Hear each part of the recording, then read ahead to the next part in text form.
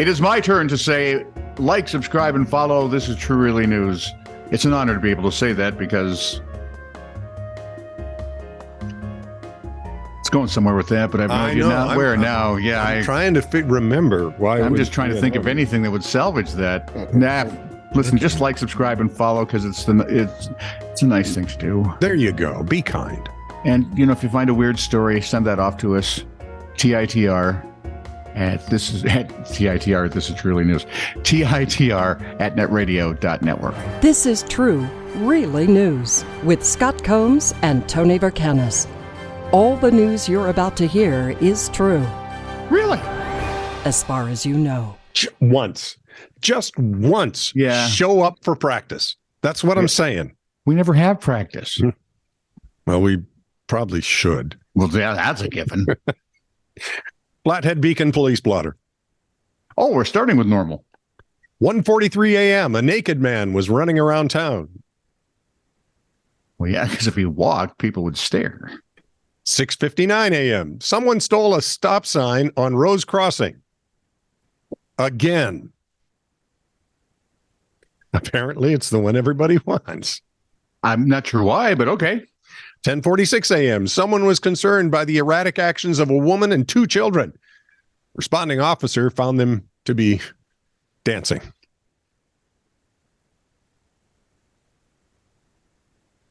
So close. 11:08 a.m. A scam artist successfully convinced a woman she had missed jury duty and as a penalty needed to buy $800 in prepaid Visa cards. That seems to be the new big deal. Yeah. Oh, yeah. Yep. Oh, yeah. 1:42 p.m. A wiener dog was at large in a cemetery. And can you really even say a wiener dog was at large? I mean, should you? Because they're wiener dogs. Yeah, they're not very big. No. And I suppose if he's large enough where his stomach is like dragging on the ground when he walks, I suppose. Or maybe it's a Barbie cemetery. Or maybe that. 8:11 p.m. Well, let's give Barbie the circle of life. What the heck? 8:11 p.m. A chapstick thief was detained by law enforcement.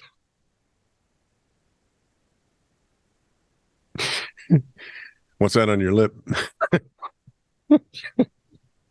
My mustache, sir. No. Smells like cherry chapstick. Who was that? Susie Chapstick. Susie Chaffee. Yeah. Chaffee, the skier. I'm Susie Chapstick. And now I know Chaffee's, so it's kind of funny. Yeah. Ooh, cute. Your turn. Where was I? A drug syndicate tried to smuggle tons of methamphetamine from Canada to Australia and New Zealand by hiding it in shipments of, this should be wrong, maple syrup and canola oil.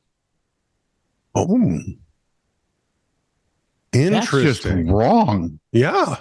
Defiling maple syrup like that. And I don't care what they do to canola oil, frankly. No, but the maple honestly, syrup is a big deal. Canola oil should be suspect from the get-go. Uh-huh. Authorities from the 3 nations say they worked together for more than 5 months to unravel the elaborate scheme worth, they say, billions of dollars. New Zealand and Australia authorities say they've made dozens of arrests, expect more to come, while Canadian authorities said, well, they're still investigating and aren't yet providing all the details.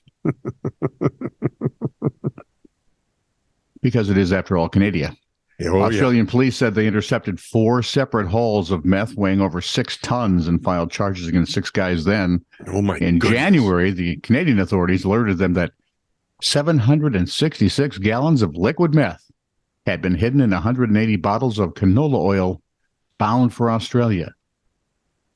Canadian authorities had swapped out the meth for a harmless substance, like real canola oil. Maybe they used pixie sticks. Who would know? Yeah. And allowed the shipment to continue. Australian police said that 2 men then moved what they believed were the drugs to storage locations around Melbourne. Okay. 2 more shipments came in May and June, and the syndicate was also linked to a December shipment. New Zealand police said the syndicate tried to hide more than 3/4 of a ton of meth in a shipment of maple syrup, which would make it the largest shipment ever intercepted at the New Zealand border. Their police said they've arrested and charged 5 men at a rural property near the town of Helensville who had taken the bulk of the shipment. A sixth person, police say, took the remainder of the shipment, is also looking at, those nasty, ugly drug charges. It's Meanwhile, sweet and Canada's still tasty, but it's investigating. also a drug. We discovered the whole thing. We switched out the drug, but we're investigating. Okay, are you ready?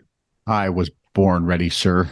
Guy used to work for a PR firm and described the office environment as the office, but in the 1980s.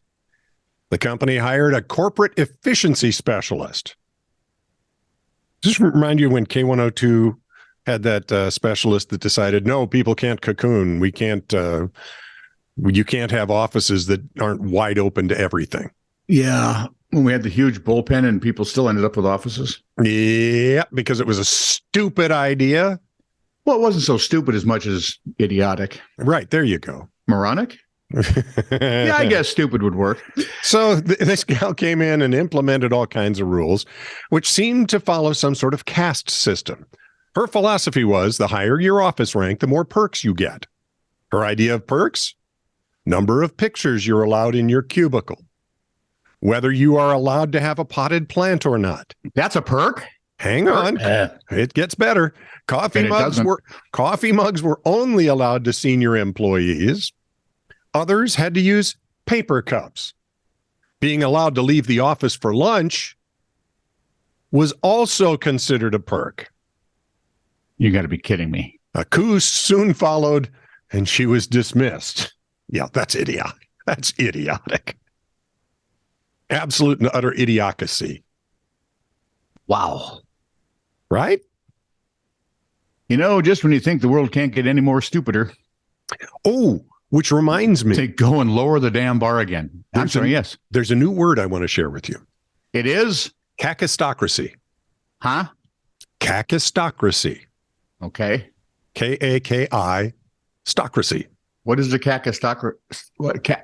What is it? Government by those least able to do the job. I like it. Kakistocracy. Now I can say it. Government by the least capable. And I think that's where we're at. If all you got to do is move, I don't know. I'm thinking California, Minnesota, Michigan, Illinois, Massachusetts, Delaware. New York. I mean, Delaware would be Rhode Island. Yeah. Oh, yeah. Rhode Island's just so small, it can't really hurt anything. Yeah, that's true. Preceding was a suburban Chicago man is facing firearm charges. He did a no-no. Idiot. The Lake Barrington man was charged about 2 months after Lake County Sheriff's deputies were called to his home in April on a report of a person with a gunshot wound. Deputies found the 62-year-old man with a gunshot wound to one of his legs, applied a tourniquet to the limb because he was losing a lot of blood before being hospitalized, say the police report. The man told investigators he, quote, had a dream that someone was breaking into his home, and during the dream he retrieved his .357 revolver and shot at who he believed was the intruder. When he fired, said the police in a news release, he shot himself, which apparently woke him up from the dream. Yep, that's likely to wake you up. Now, remember, it is Illinois, so investigators determined that there was no burglary attempt at the man's home in the northwest Chicago suburb. Well, he pretty much told you that. Yep. But they found that his state firearm owner's identification card had been revoked, and he still was in possession of a firearm. Oh, boy. So, why waste a trip? A warrant was issued June 9th. Well, this is why. So you can issue the warrant and then go back. Yeah. Well, they liked the 9th. house. The hors d'oeuvres were fantastic. The ambiance was a little bloody, but yeah, after a while.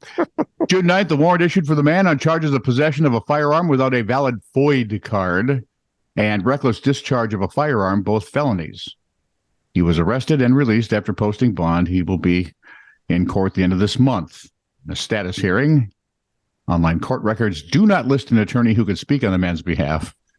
And whoever answered the phone at the guy's house declined comment.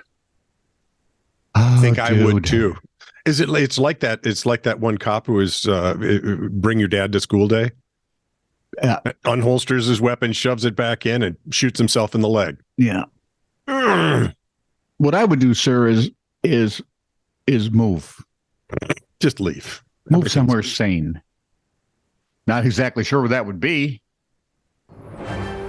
but somewhere sane. This is true, really news.